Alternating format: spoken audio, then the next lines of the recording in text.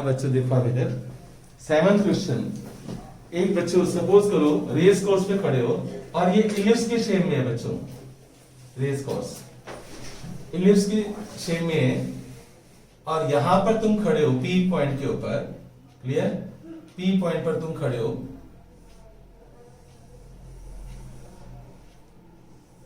ये race course है, right, इस तरह यू हैव टू मूव।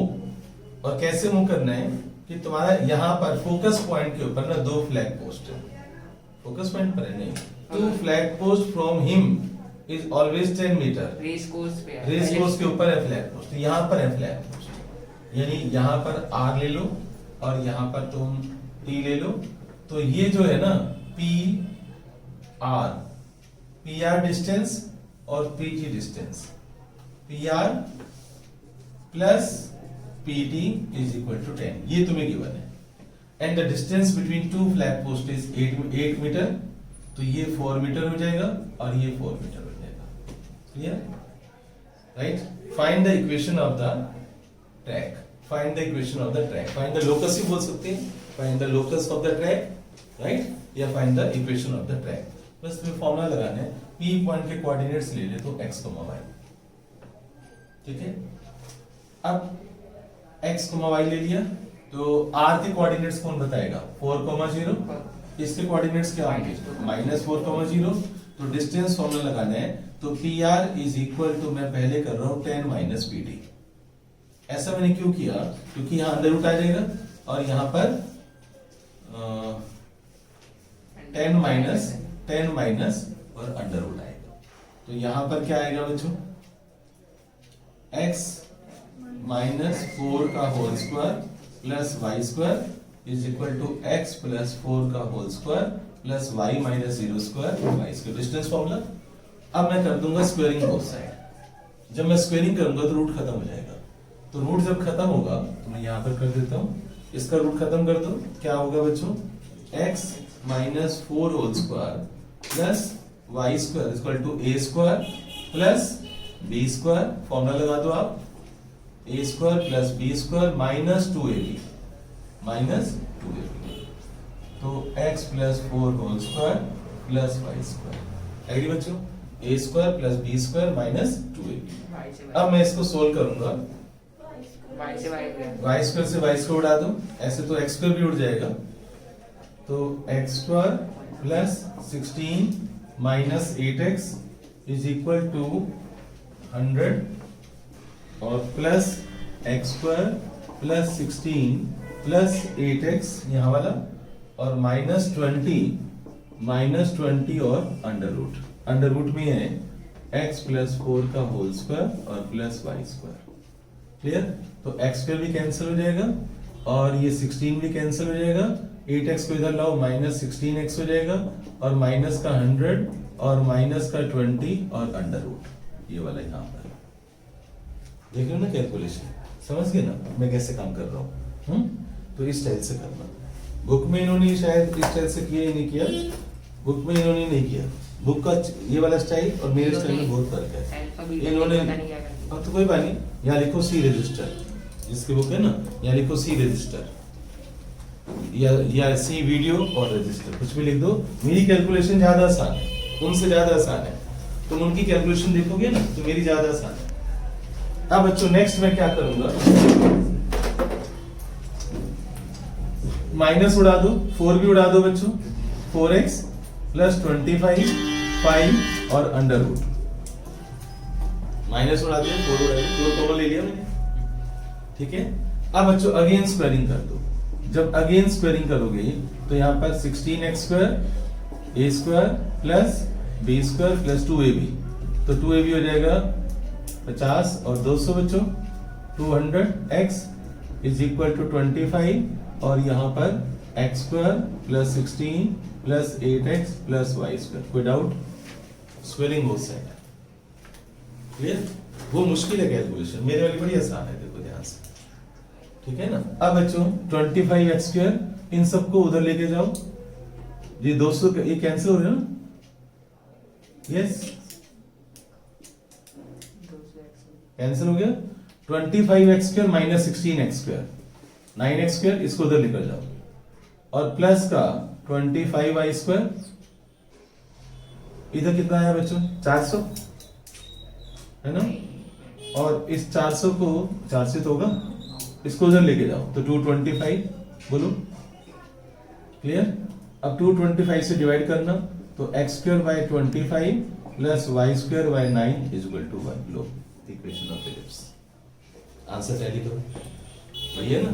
तो उनका काम देखो और मेरा काम देखो। उन्होंने सर ज्यादा स्टेप ले रखे, काम यही करा है। एग्री, वही तो मैं कह रहा हूँ। हाँ। उन्होंने पता है क्या किया, वो इधर नहीं लेकर गए, उन्होंने यहाँ पर स्क्वेयरिंग की। नहीं, उन्होंने वहीं लेके गए हैं। देख बाद में लेके गए, नहीं, वहीं से ही करा है। तो फिर इतना उसका मुश्किल क्यों दिखाई दे रहा है? छोटे छोटे स्टेप्स भी लिखा है ना।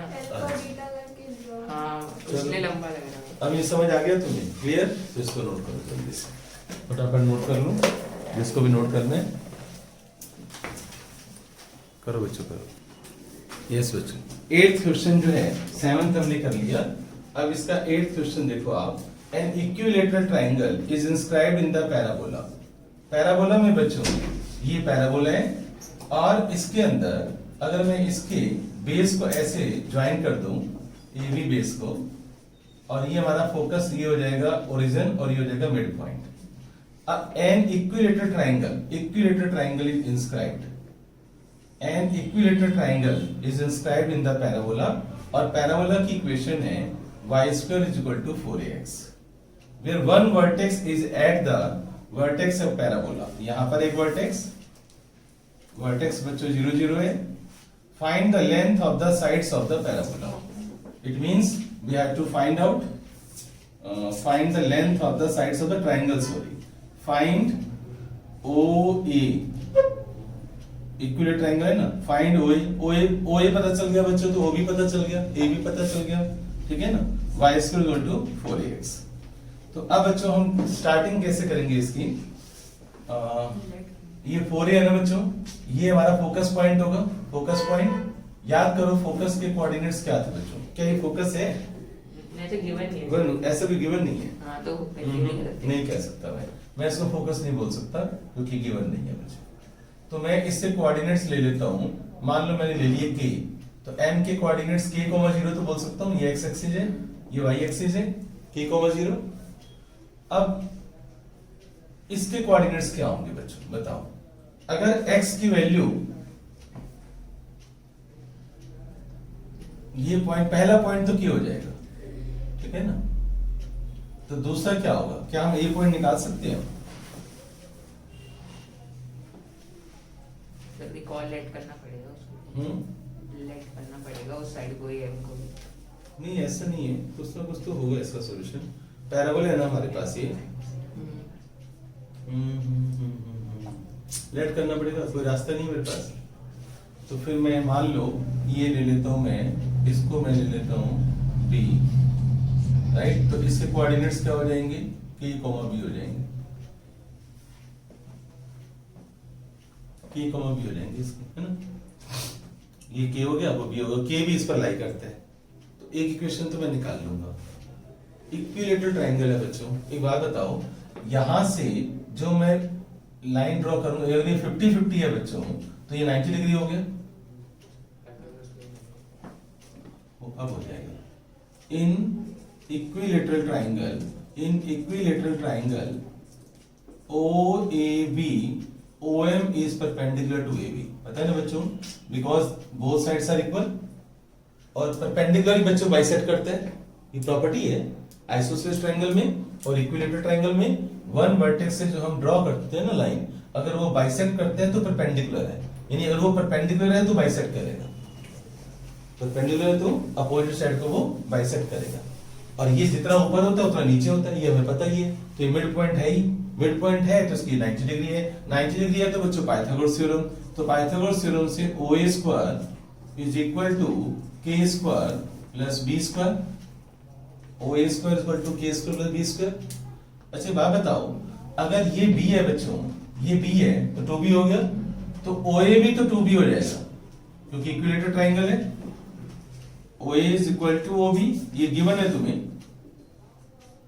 Is equal to AB, OA ये हमें निकालना है। और ये गिवन है बच्चों O A is equal to O B is equal to A B, ये तुम्हें गिवन है, राइट, ये तुम्हें गिवन है। तो मैंने लेट कर लिया इसके अंदर कि let O M is equal to K and A M is equal to B, ये मैंने लेट कर लिया। तो अब ये कितना हो जाएगा बच्चों पे, 2b स्क्वायर, ओ ए 2b हो गया, तो k square plus b square, अब इसको सोल्व करोगे 4b square minus b square, 3b square is equal to k square. एक इक्वेशन यहाँ पे मेरे पास। अब बच्चों बात बताओ, ये जो पॉइंट है, point A lies on parabola, point A lies on parabola, point A lies on parabola, इसको सेटिस्फाई करेगा। तो सेटिस्फाई करने का मतलब क्या होता है, जहां पर y है वहां पर आप b पुट कर दो, और जहां पर x है वहां k पुट कर दो। क्लियर? अब इसका यूज करो, b स्क्वायर पुट कर दो उसमें। नहीं, मुझे ना b चाहिए, बल्कि तो मैं b मैंने k लेट किया ना। जो चीज हम लेट करते हैं ना बच्चों वो गायब करते हैं, जो चीज हम लेट करते हैं वो गायब करते हैं।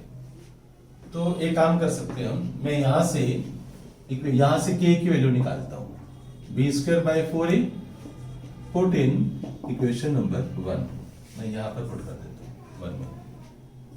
ये जो है ना k की वैल्यू b स्क्वायर 4a में यहां पर लगा देता हूं। तो 3b square is equal to k की value b square by 4a का होल स्क्वायर, यहां पर सब्स्टिट्यूट कर दो k की वैल्यू। अब इसको सोल्व करते हैं, तो 3b square is equal to b4 by 16a square, तो यहां पर 48a square is equal to b square आ जाएगा। तो b की वैल्यू क्या आ जाएगी, स्क्वायर रूट लेते हो, b equal to under root 48a, और 48 क्या होता है 16 इंटू 3 यानी 4 रूट 3a। तो और a b क्या है, ये छोटी सी ये साइड है ना, तो पूरी a b साइड कितनी हो जाएगी बच्चों, a b हो जाएगी 2b, तो 2 इंटू 4 रूट 3a, तो a b कितना आ गया 8 रूट 3a। a में मैं क्यों आंसर छोड़ सकता हूं, क्योंकि a मेरे क्वेश्चन के अंदर है। हम b हमने लेट किया था ना, हम b में आंसर थोड़ी छोड़ सकते हैं। k मैंने लेट किया ना, तो k में थोड़ी आंसर छोड़ सकता हूं, लेकिन जो क्वेश्चन के अंदर गिवन है मैं उसमें आंसर छोड़ सकता हूं। मेरी बात समझ आ गई? तो आगे से मैथ से याद रखना, क्योंकि जो चीज हम लेट करते हैं आप उसको हटाओगे, गायब करोगे सॉल्यूशन में से।